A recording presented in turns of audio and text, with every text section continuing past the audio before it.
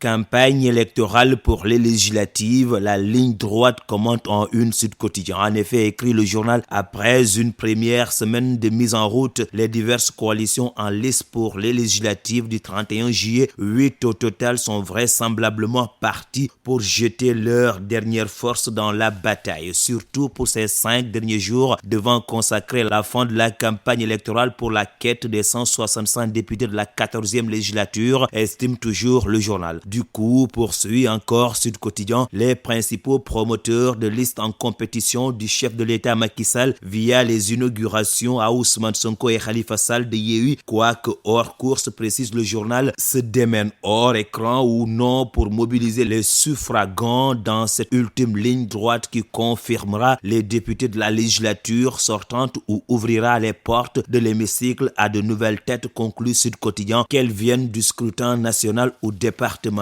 Toujours au sujet de cette campagne électorale, Besbi le jour relève des actes de violence. Le journal informe qu'à Thiès, le maire a été victime d'une attaque lors de la caravane de Yewwi Askan Wi samedi dernier. Dr Babacar Diop, qui n'est plus en odeur de santé avec sa coalition malgré son annonce de la soutenir, souligne Besbi. Il indexe le service de sécurité de Ousmane Sonko et annonce une plainte. À Bunkiling, relève encore le journal, ce sont 2 personnes qui ont été blessées par balle lors d'une bagarre entre militants de la coalition Benno Bokk Yakaar et ceux de l'intercoalition Yewwi Wallu. D'où la une de Besbi le jour, la violence bat campagne. Meeting de Yewwi Askan Wi à Tivaouane, Ousmane Sonko écarte le micro de la RTS, signale de son côté l'Info Quotidien. Le leader de Pastef, note le journal, a déclaré: si la RTS enregistre mes propos, elle ne les diffusera pas. Un geste de trop qui a provoqué la colère de sucré salé dans sa tasse au quotidien. Toujours plus haut dans les excès, s'exclame mon confrère. Sûr de sa force et grisé par son aura, Ousmane Sonko est devenu un kamikaze dans l'arène politique, commente le biétiste du journal Le Quotidien. Les institutions sont attaquées, les officiers supérieurs menacés, les médias insultés, les équilibres fragilisés par ces mots gonflés de violence se désolent sucré salé. Il suit, écrit encore mon confrère, tout ce qui est sacré dans une démocratie avec un discours anarchiste qui fait peser des menaces sur beaucoup de monde. S'il arrive au pouvoir, il va peut-être régner sur un champ de ruines, car, conclut amèrement sucré salé,